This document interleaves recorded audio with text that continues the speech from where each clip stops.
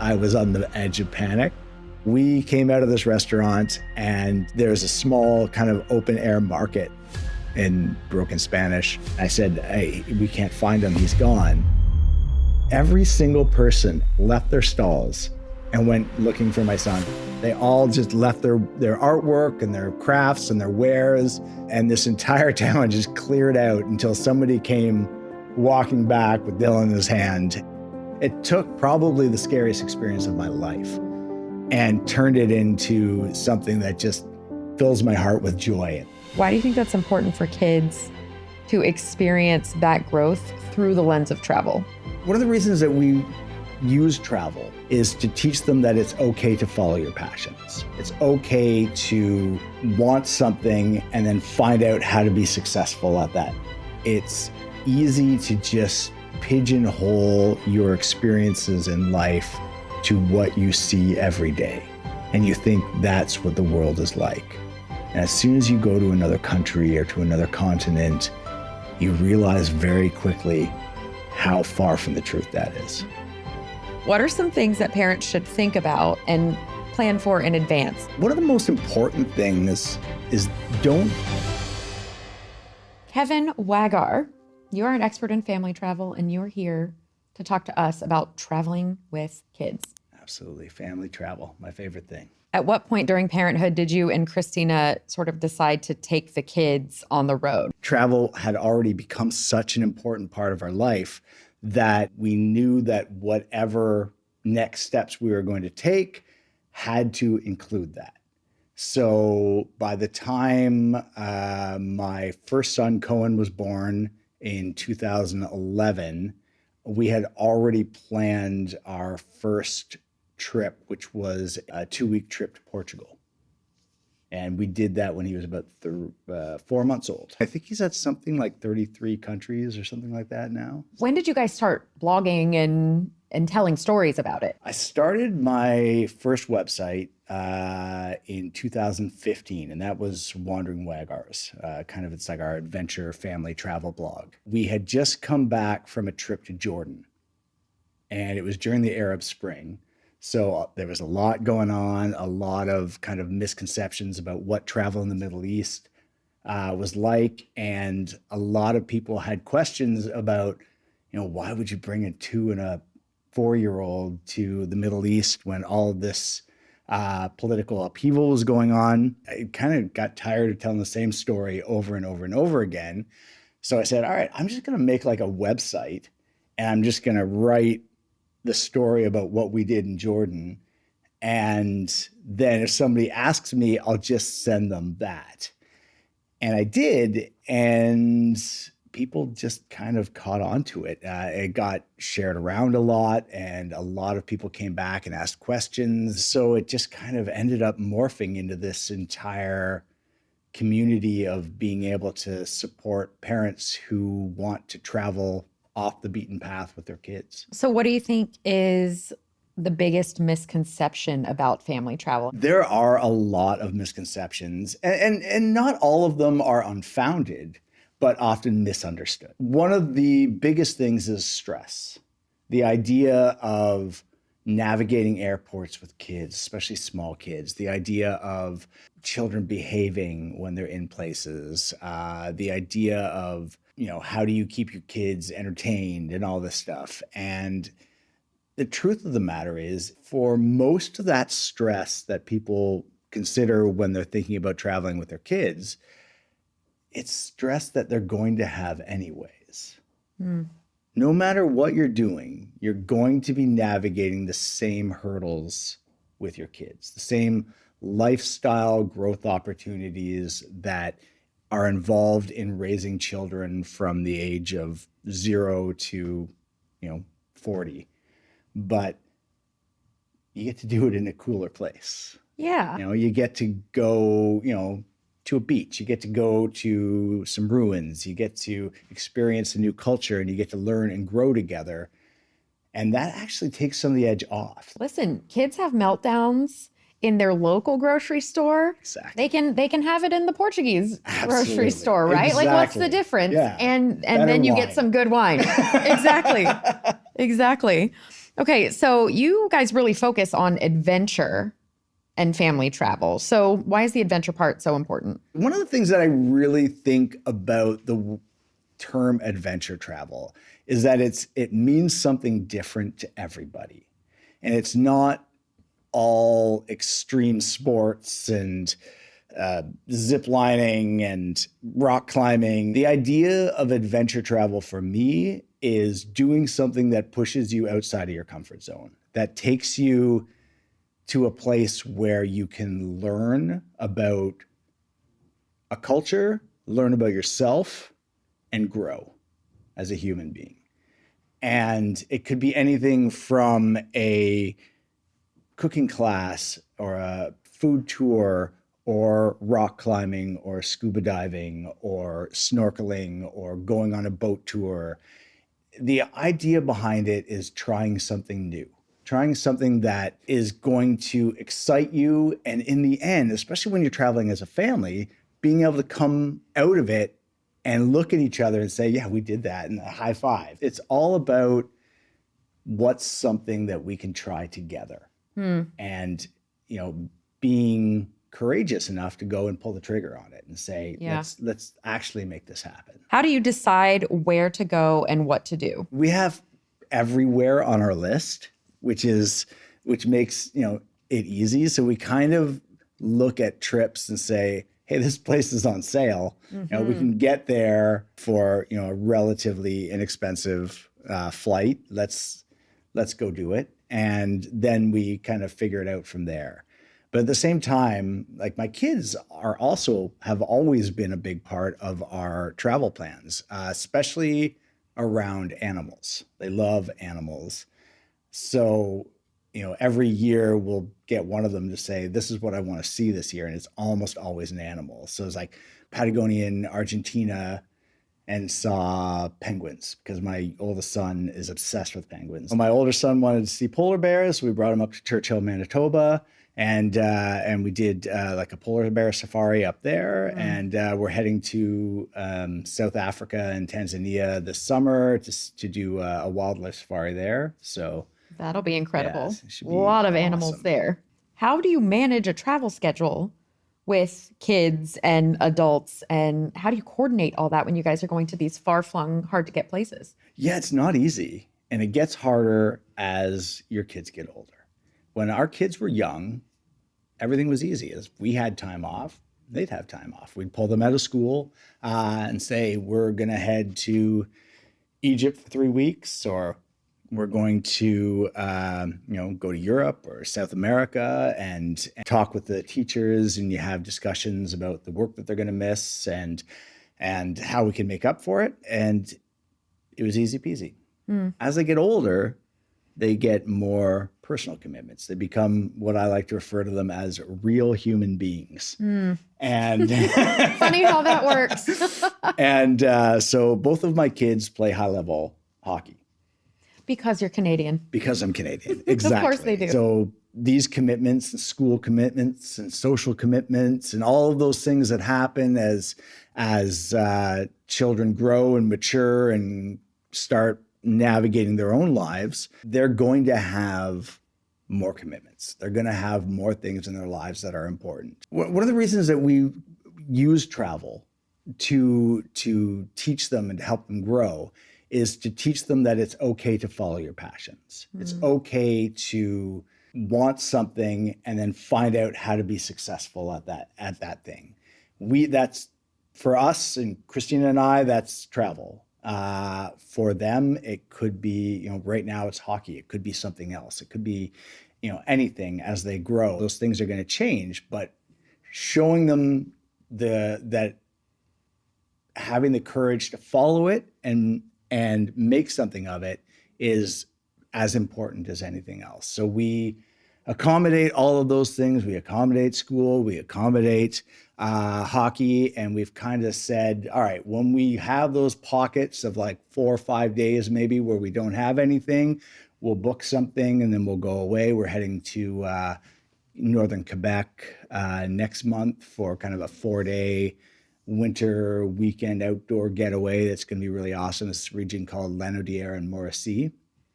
And then July, we've told them July is for us. July is going to be our travel month.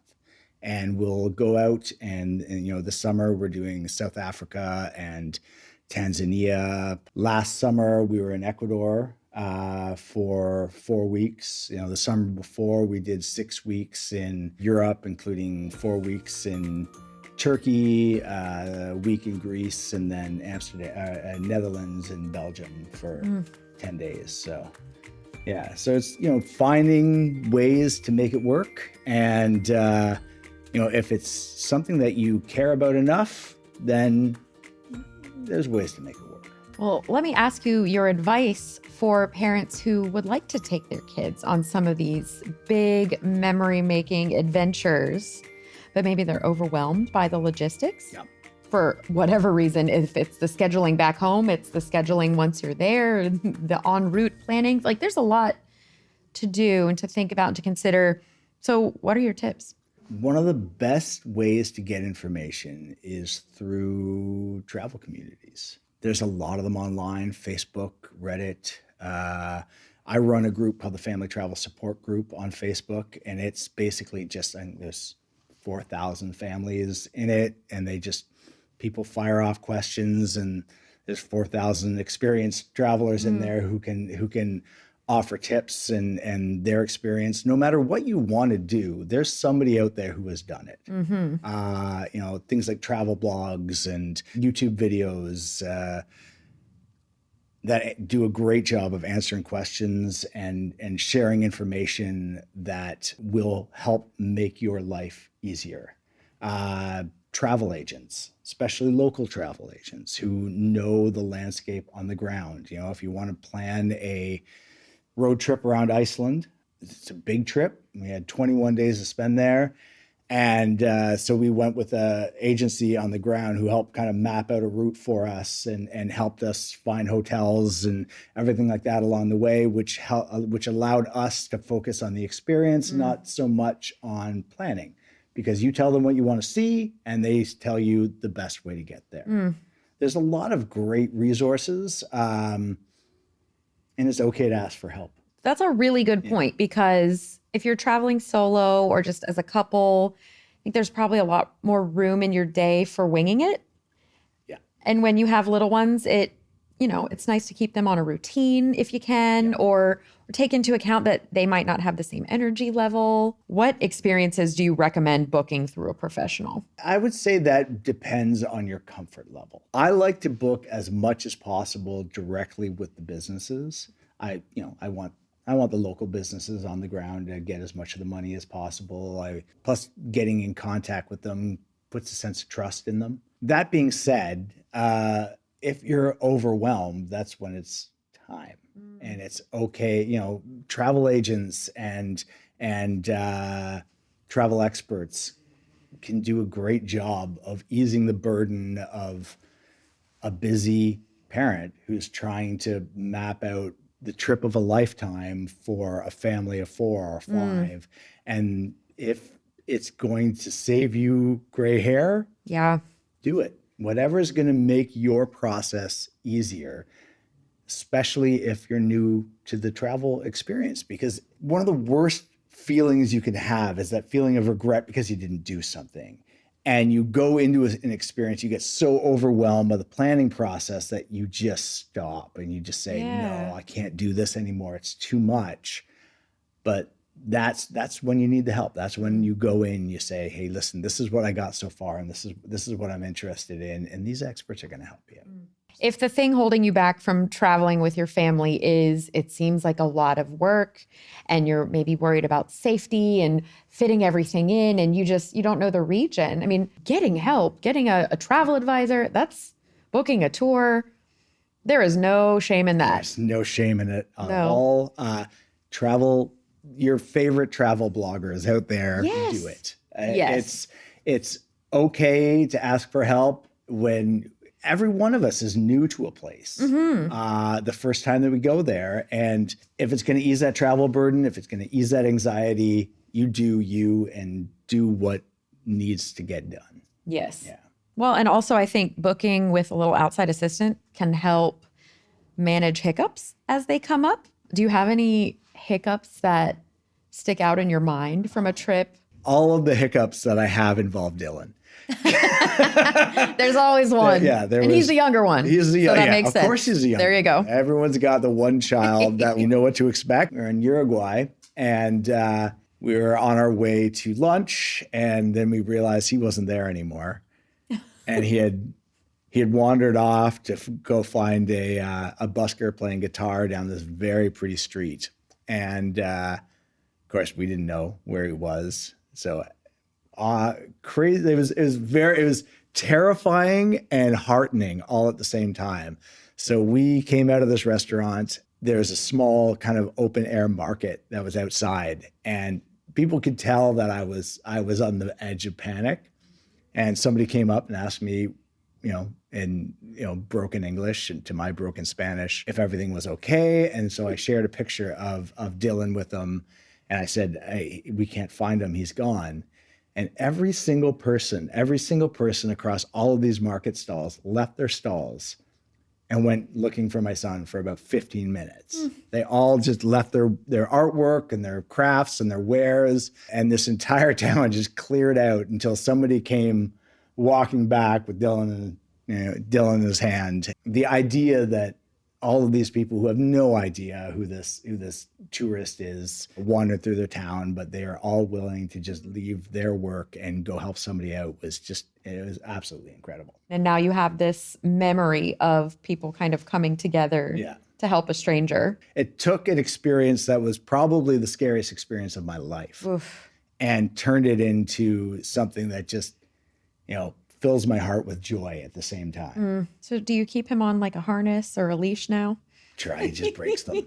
He just runs. He runs so fast that they just snap. Traveling with kids obviously comes with some extra challenges. So what are some things that parents should think about and plan for in advance, if they can, to make it smooth and fun for everybody? One of the most important things to think about, don't just plan a trip for your kids. Plan a trip for the whole family, because then everyone's having a good time. If somebody isn't disengaged from an experience, it affects everybody.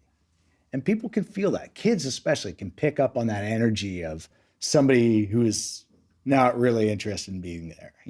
Maybe you take them to a kids museum and the parents are sitting off and scrolling through their phone or whatever, because they're just like, we brought you here because we want you to have fun, but we don't really care about this. So plan something that is going to engage all of you together, because that's how you build the memories. How do you manage fears with the kids? Do your kids have any specific fears about things, and how do you get around that? Yes, we've had to battle through some demons over the years. One of the biggest issues was, you'll never guess who this story is about. Dylan. I guessed. So when we were in the Philippines, we were boarding a boat, and it was a bit of a stormy day. A hurricane had just kind of run through part of the island, so there were very big waves. The boats work where you have to kind of walk out into the water and then climb a bit of a ladder stairwell into the boat. And Dylan, I think he was only 2, maybe at the time, the poor kid, we're walking through the water and I'm holding him, and he sees the waves and he sees these boats just smashing up and down. He didn't like it. He wasn't a fan. So, we got him up into the boat, but then, of course, when you're traveling in the Philippines, a lot of the experiences involve water. And after that, open water is like, no, thank you. You don't know what can happen. So we have this kind of rule in our family where you don't have to like it, but you got to try it. And if you say no, that's fine. Like if you try it and you're done, that's fine. You back away. So we would go out and we'd try snorkeling, we'd try swimming, we'd try this and that. And he'd try it and then he'd say, nope. So we went to Hawaii and we did a tour with this company called the Pacific Whale Foundation. It involved a lot of snorkeling, So first stop we made was this place called Turtle Alley. Now Dylan loves turtles, loves them. This boat that we had like a cool slide to get into the water. So I got in the water and I said, hey buddy, like, you know the rules. You don't have to like it. You just got to try it. Okay. I'm here for you at the bottom of the slide. You pop down, you say you're done. We'll get back in the boat. So comes down, he's got his life jacket on. He hits the water, eyes go big as dinner plates. And he's like, I don't want this anymore. Let's get back in the boat. And I said, okay, but just do me a favor. Underneath your feet, there's something pretty cool. And I think you want to see it. You got a mask on. Just pop your head under the water and just tell me what you see. And he doesn't, adjusts his mask, puts his head under the water and pops it back up. He's like, Dad, there's a turtle there. I was like, yeah, there's a turtle there. He's like, it's so cool. It's so big. And then he just chases it, gone. Last person on the boat. He just forgot that he was afraid of the water because something cooler came along. And that was pretty, and ever since then, he's had no problems. We were in the Galapagos Islands last summer, and he was snorkeling with hammerhead sharks. And he used to be scared of the water. He used to be scared to death of the water. Yeah. So just, keep trying. If you've got a fear, people are going to have fears. I've had fears. But if you let your fears rule you, it's going to be hard to get through anything. But if you say to yourself, I'm going to try it, and you give yourself the, permission to stop if it's too much, and having your kids know that they have the permission to stop if it's too much, maybe they find that thing that's so cool that they forget that they're even afraid in the first place. Yeah, the thing that makes it worth it. Yeah. Yeah, that was me with planes. I used to be so afraid of flying. I was also afraid of flying. Were you? Yeah. Hey, what's that? That's a whole thing. And now I just don't think of it anymore because I know that it's worth it to fly. And Yeah. I mean, I still don't like getting. I don't want to do it. I'd much rather teleport. Yeah. When that happens, I'll be the first to sign up. But in the meantime, we have to fly to get to all these cool places. Because it's worth it. It's worth it. That's right. Well, let me ask you about something very practical. Do you have any tips for getting the kids through airport security? Like, I see the adults that can barely get through airport security. So I know it's extra challenging for kids when someone's yelling at you, shoes on or shoes off, or, that can be a probably overstimulating experience for a little one. I love the fact that my kids now can navigate an airport better than I can. Impressive. But, back in the day when they were small, the key to getting through airports was show up very early, just to de-stress. I'd rather spend an extra hour just sitting around waiting for the flight than stressing as to whether I'm going to make the flight on time. And keep your carry-on stuff organized. So we use like packing cubes, color-coded packing cubes all the time. And, the kids have what they need in their bags, and the more organized all of your stuff is, the easier it's going to be to navigate when you get to that security, because I mean, you know the way it is. The rules change seemingly every single time you arrive at an airport. And so just having everything clear and giving yourself more than enough time to navigate it that's my key. How do you keep the kids entertained on long flights? If we're traveling, you blank out and watch all the screen that you want, because there's going to be no time for that once we hit the ground. And the other thing I think that's always been consistent with my kids is they've always brought something with them that they're comfortable with. So usually with my older son, it was always his penguin stuffy, and he'd bring a blanket. Doesn't bring the blanket with him anymore, but they always wanted that comfort, smell of home, whatever, something to wrap themselves up with, make a little nest. And my younger son, same. He has a blanket that he brings everywhere, and it's his little piece of comfort. And if he cuddles up with it on the seat in the airplane, he's out like a light. I'm assuming you guys always have travel insurance. We always had travel insurance.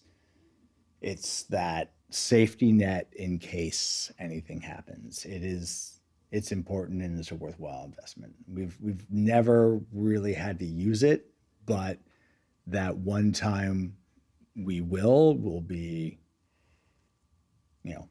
make it all worthwhile. Well, and usually travel insurance, if you do have to use it, it's for something small, like a lost or delayed bag or a delayed or canceled flight, something like that. It's not usually a big emergency, but it sure is nice to have. Absolutely. If you need an x-ray on the road or, medication, there's so many things. Do you have a specific product or piece of gear you recommend that as a parent that you bring to make adventure travel with the kiddos smoother? So one of the things that I really advocate for is the idea, especially when you're traveling with like younger kids, like kind of 3 years and under, is a child carrier. So rather than bringing a stroller, it's like a backpack and you put the kid in the backpack.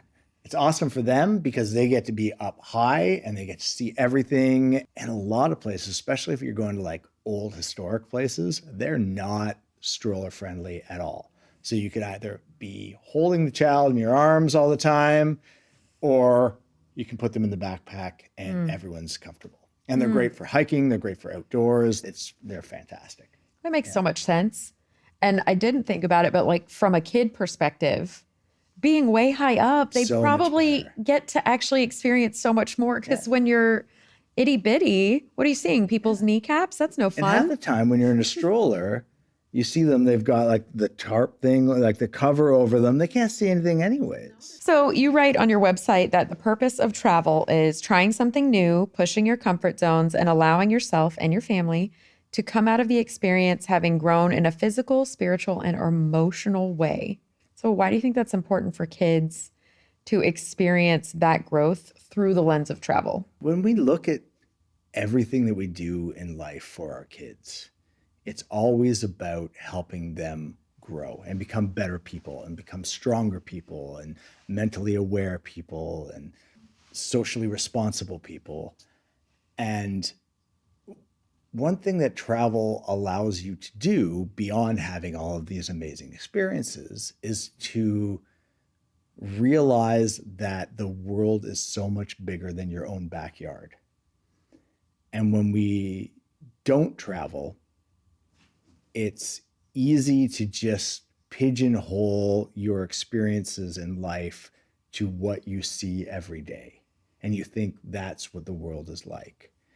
And as soon as you go to another country or to another continent, you realize very quickly how far from the truth that is. Every single place opens your eyes to something new. It makes you realize just how far from home you are, but also how similar people are everywhere you go. And if you travel with kids, kids are just a natural icebreaker, like young kids, not teenagers. No, they're not cute different. and fun anymore. Yeah, that's different. But if you're traveling with like, toddlers and infants and, 3, 5, 7-year-olds, people open doors for you and they start conversations and they pass a toy along and they offer a treat at the market and all of these little things, because everywhere you are in the world, people see a child and they want to make them smile. There's this bond, there's this natural wish to just bring a smile to a kid's face. And man, if you want to open doors and have conversations with them, bring your kids to the weirdest place you can possibly think of, and you're going to have friends by the end of the day.